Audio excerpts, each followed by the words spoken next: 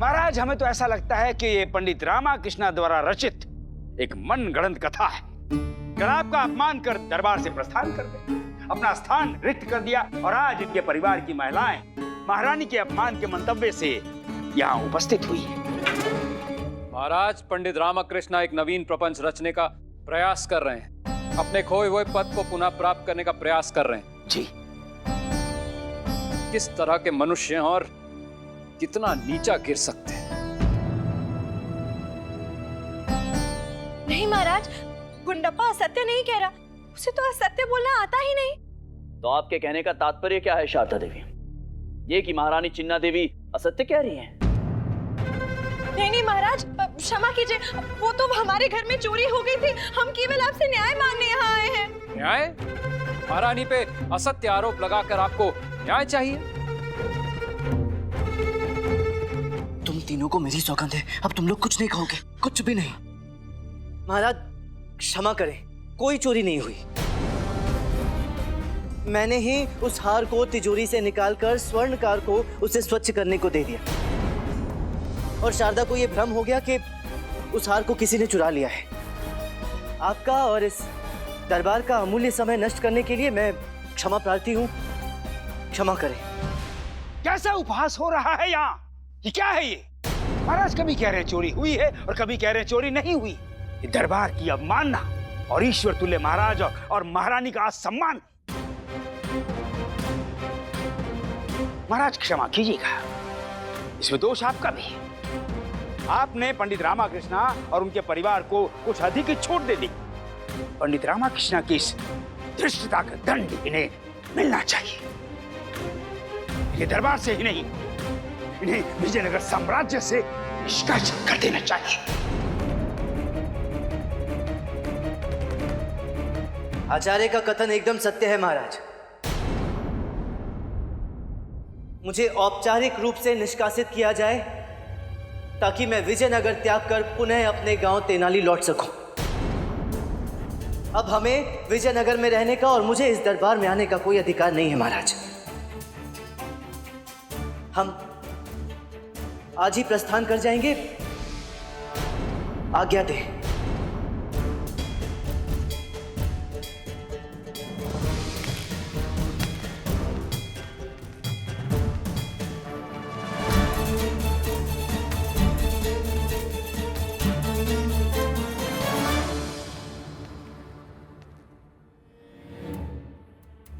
गुरुजी, अब पता चला ही दिया आपने अपना ब्रह्मास्त्र। मान गए गुरुजी आपकी बुद्धि को। आज तो तेरा स्थान ग्रहण नहीं कर पाया रामा, पर अब तो तुम चाह ही रहे हो। अब ये पद मेरा होगा, कोई नहीं रोक पाएगा मुझे।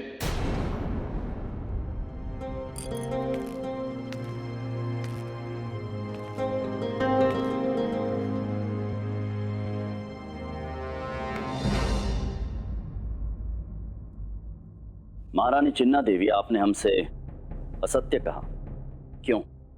आपने दरबार में सभी के समक्ष ऐसा कहा कि आपने उस चोर को नहीं देखा था, परंतु जब आप ये कह रही थी तब आपकी दृष्टि झुकी हुई थी और इस समय भी आपके नेत्र भूमि को निहार रहे हैं। महारानी चिन्ना देवी, हम यहाँ पर महाराज कृष्णदेव राय बनकर नहीं, आपके पति कृष्णदेव राय बनकर उपस्थित है आपके समक्ष। बताइए, बताइए सत्य क्या है? आप किसे सुरक्षित करने का प्रयास कर रही थी, हम जानना चाहते हैं। आपको स्वामी। हमें? आपका तात्पर्य क्या है? आपको सभी प्रकरण अधूरे दृष्टिगत हो रहे हैं स्वामी। आप पूर्ण सत्य नहीं देख पा रहे हैं। अर्थात? हमें प्रसन्नता है कि एक पति के रूप में आपने हमारी नेत्रों की पीड़ा समझ ली, परंतु एक राजा होने के नाते आपके राज्य में जो अनाचार हो रहा है वो आप क्यों नहीं देख पा रहे?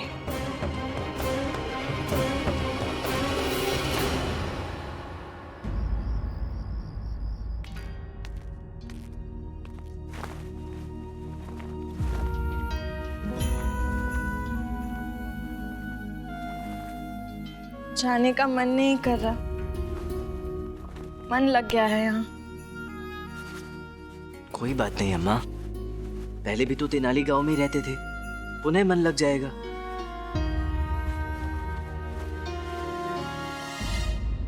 महामंत्री जी, आज रात दरबार में जो कुछ भी घटित हुआ, उस पूरे प्रकरण में कुछ तो है जो हम चिन्हित नहीं कर पा रहे। कुछ तो ऐसा है जो हमारी दृष्टि से परे है।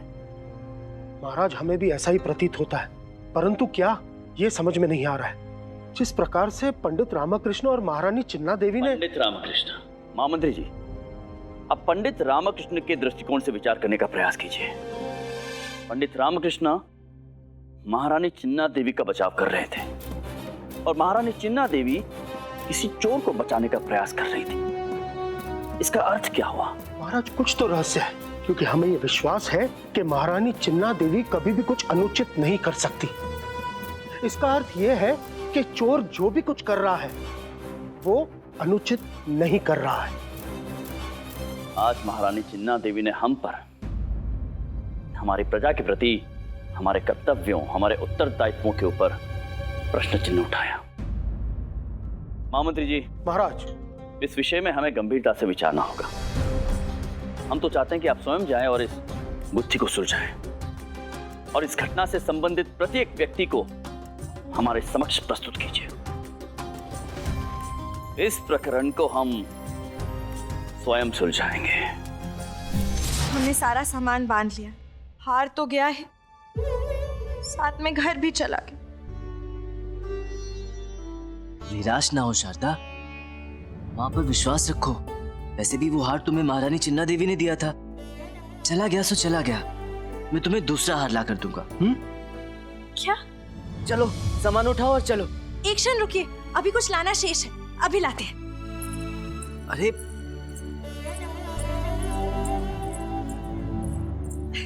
ये रह गया था, आवश्यक है। अब एक क्षण और, अब एक और चीज है जो हम भूल गए, अभी लेकर आते हैं। बस चले तो तुम पूरा घर बांध कर साथ में ले चलो। इससे पूर्व के पंडित रामकृष्ण विजयनगर राज्य से प्रस्थान करें, हमें इस गुत्थी का हल महाराज के समक्ष प्रस्तुत करना ही होगा। तुम वहां देखो, तुम वहां देखो। यहाँ चोरी के आभूषण कौन रखता है? क्षमा करें, हमें तो ज्ञात नहीं है। यहाँ चोरी के आभूषण कौन खरीदता है? क्षमा करें, हमें ज्ञात नहीं है। प्रणाम मंत्रीवर। क्या आप किसी ऐसे व्यक्ति को जानते हैं जो चोरी के आभूषण खरीदता या बेचता हो? क्षमा करें, हमें इस बात का ज्ञात नहीं है।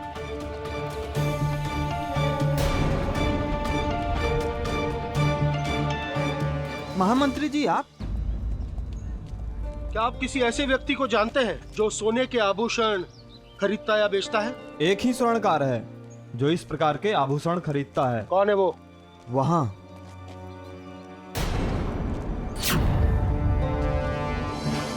महामंत्री जी, आप? महाराज, ये सिद्धम शेट्टी है, हमारे विजयनगर का एक स्वर्णकार। हमें हमारे गुप्तचरों से यह सूचना मिली है कि इसने एक संदिग्ध व्यक्ति से 9 लाख का हार खरीदा। क्षमा करें महाराज, मुझसे भूल हो गई। मैं लालच में फंस गया था महाराज। मुझे ये ज्ञात नहीं था कि ये हार चोरी का था। क्या आपको ये ज्ञात है कि वो हार आपको किसने उपलब्ध करवाया था? क्या उससे परिचित हैं आप? जी महाराज, वे हनुमान मंदिर के पुजारी हैं और अनाथ बच्चों का आश्रम चलाते हैं। उन्होंने ही मुझे वो हार लाकर दिया था। महाराज, मैंने कोई चोरी नहीं की। मैंने वो हार अनाथालय के दान पात्र में एक सज्जन पुरुष को भेंट स्वरूप डालते हुए देखा था महाराज। महाराज, अनाथालय की आर्थिक स्थिति बहुत ही दयनीय थी। बच्चों के लिए भोजन की व्यवस्था करना बहुत कठिन हो रहा था महाराज। मैंने वो हार बेचकर बच्चों के लिए भोजन की व्यवस्था करने के लिए सोचा महाराज। क्या आपने उस चोर को देखा था, अर्थात उस व्यक्ति ने जिसने वो हार आपके दान पात्र में डाला था? जी महाराज।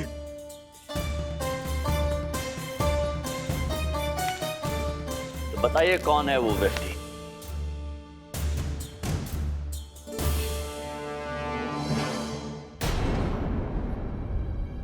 महामंत्री जी। महाराज। दरबार आयोजित कीजिए।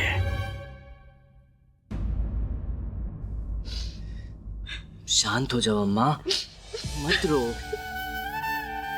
अरे ये तो प्रसन्नता का प्रसंग है कि इतने वर्षों के पश्चात हमें पुनः अपने गांव तेनाली जाने का मौका मिल रहा है।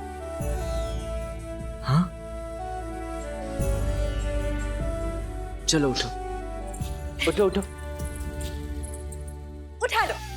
अरे अब क्या उठाना शेष है? अपना सामान उठा लो और चलो। हमने भोजन के साथ अचार भी रख लिया है, रास्ते में खाने को रुचिकर बनाने में काम आएगा। चलो।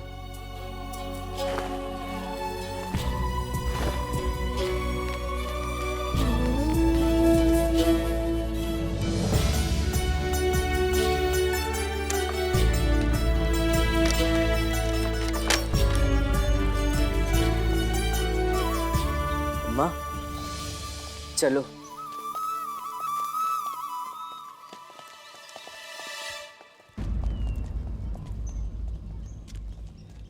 रुक जाइए।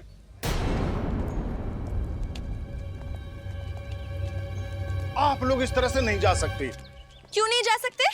महाराज ने आदेश दिया है कि आप सभी को दरबार में उपस्थित होना है। पंडित रामाकृष्णा, आप अपने साथ वो नौलखा हार भी लेके चलिए, जिसके लिए आपने दावा किया था कि वो चोरी नहीं हुआ है और आपके पास है। महाराज का आदेश है। तू फिर फंसा रामा, अब हार कहाँ से लाएगा? बेचारे गुरुजी, कहानी सौदामिनी देवी के पास जाने का विचार करें तो कहानी इस दरबार में आना। हाय गुरुजी का दुर्भाग्य। हाँ, नौलखा हार सुदामनी देवी को भेंट करने की योजना थी हमारे गुरुजी को। गुरुजी, प्रतीत होता है कि आपके भाग्य में लिखा है यही सूना सूना दरबार, ना कि सुदामनी देवी का प्यार। जैसे ही दरबार समाप्त होगा, हम यहाँ सुदामनी देवी को देने जाएंगे। मंत्री महोदय, आकस्मिक रूप से महाराज द्वारा दरबार आयोजित करने का क्या प्रयोजन हो सकता है? धैर्य रखिए, सब कुछ स्पष्ट हो जाएगा। पहले पंडित रामाकृष्ण को दरबार में तो आने दीजिए। पंडित रामाकृष्ण उपस्थित हो जाए, हम समझे नहीं। गुरुजी, आप चिंतित ना होइए। पंडित रामाकृष्ण तो कब का प्रस्थान कर चुके। अब तक तो वो अपने परिवार के साथ तेनाली गांव भी पहुंच चुके होंगे। सच? हाँ, पक्का पक्का।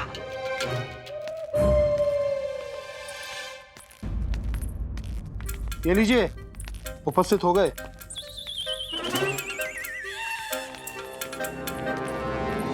महाराज कृष्णदेव राय पधार रहे हैं। महाराज कृष्णदेव राय की जय। महाराज कृष्णदेव राय की जय। महाराज कृष्णदेव राय की जय। महाराज कृष्णदेव राय की जय। महाराज कृष्णदेव राय की जय।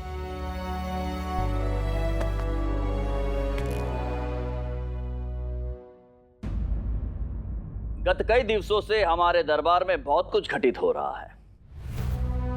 कुछ व्यक्ति है इस दरबार में जो हमसे असत्य कह रहे हैं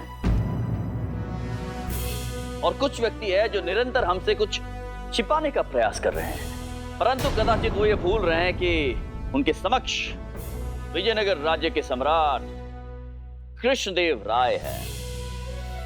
तो आज इस दरबार में नौलखे हार की चोरी की गुत्थी सुलझाई जाएगी।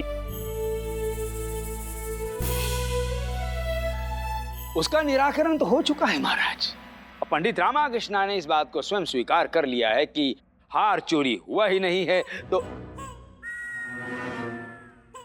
जी, परंतु महाराज। मंत्रीवर। महाराज, सिपाहियों, प्रस्तुत करो उन्हें।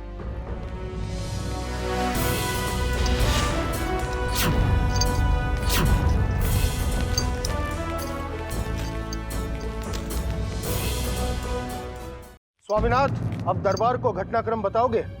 राज्य की ओर से जो राशि आपको अनाथ बच्चों के पालन पोषण के लिए दी जाती है, वो बच्चों तक क्यों नहीं पहुंचती? हमें क्षमा कर दीजिए महाराज, हमें क्षमा कर दीजिए। हमसे बहुत घोर अपराध हो गया महाराज। महाराज, वह राशि तो आपके व्यक्तिगत कार्य और स्वार्थ पूर्ति हेतु आपने उपयोग कर ली और उन लाचार बच्चों को भूख का सामना करने के लिए छोड़ दिया। अपराध नहीं, घोर पाप हुआ है और इस पाप का प्रायश्चित आपको करना होगा महामंत्री जी। महाराज, इन्हें आजीवन कारावास में डाल दिया जाए ताकि आज के पश्चात कोई भी अनाथ बच्चों के मुख से निवाला छीनने का दुस्साहस ना कर सके। ले जाइए इन्हें।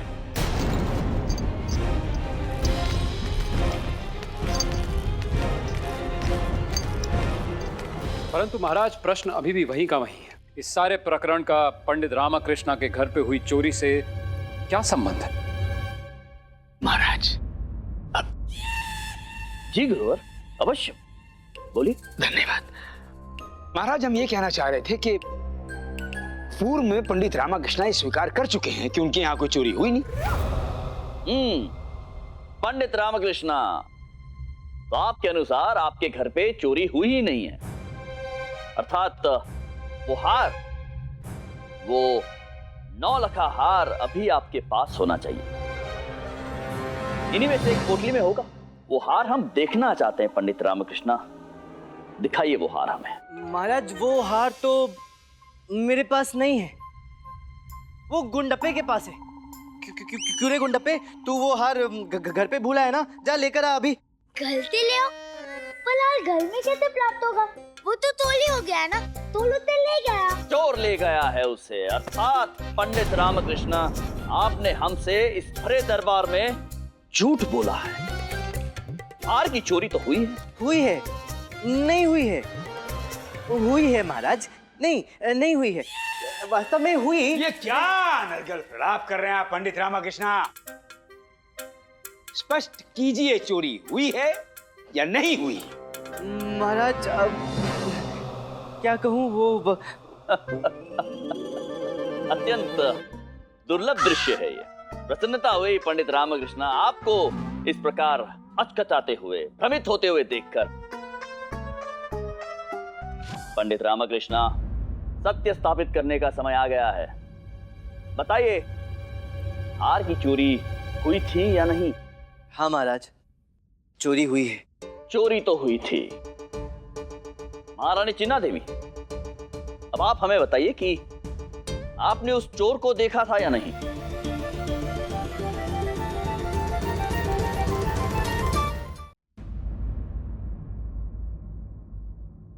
जी महाराज, देखा है। अद्भुत, आपने चोर को देखा है, तो बताइए फिर, बताइए इस सभा को कि वो चोर कौन है? उसका नाम है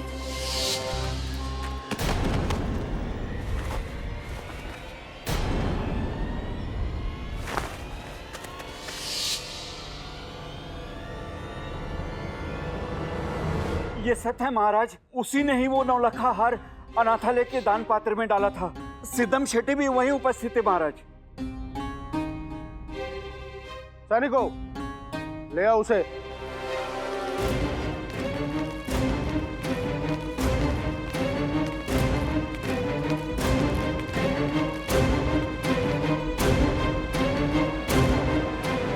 चोर विश्वनाथ है। विश्वनाथ का कथन है कि घोड़ा गाड़ी वाले प्रसाद ने उनकी समय पर सहायता नहीं की, जिसके कारण उनकी पत्नी को प्रसव में अत्यधिक पीड़ा हुई और विश्वनाथ को आवश्यकता से अधिक धन भी व्यय करना पड़ा। क्षमा करें महाराज, ये चोरी मैंने की है। पंडित रामकृष्णा के घर से वो 9 लाख का हार मैंने चुराया है। यही सत्य महाराज। मैं अनाथालय के बच्चों को भूख से पीड़ित नहीं देख पाया। उनकी भूख मिटाने का मेरे पास कोई और साधन नहीं था महाराज, इसलिए मैंने ये पाप किया। महाराज, ये सब क्या उल्टा पुल्टा हो रहा है? कभी चोरी हुई, कभी चोरी नहीं हुई, और फिर अपराधी की स्वीकारोक्ति। अब हमें तो कुछ समझ में नहीं आ रहा। हम आपको समझाते हैं गुरुवर समस्त घटनाक्रम। जी महाराज। पंडित रामकृष्ण के निवास से विश्वनाथ ने उस 9 लखे हार की चोरी की।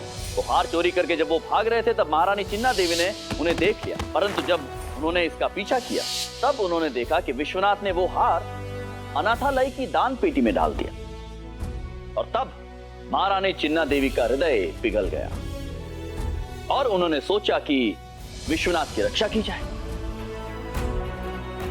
इसी हेतु वो रात दरबार में चुप रही।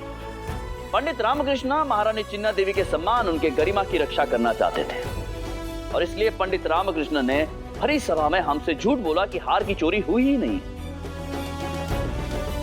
क्या पंडित रामकृष्ण, ऐसा ही हुआ था ना? हाँ महाराज।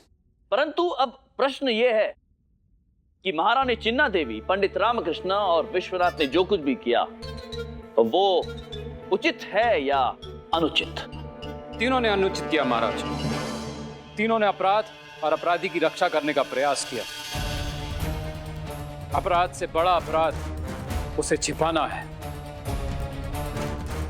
अतः तीनों ही दंड के पात्र हैं। उन्हें दंड मिलना चाहिए।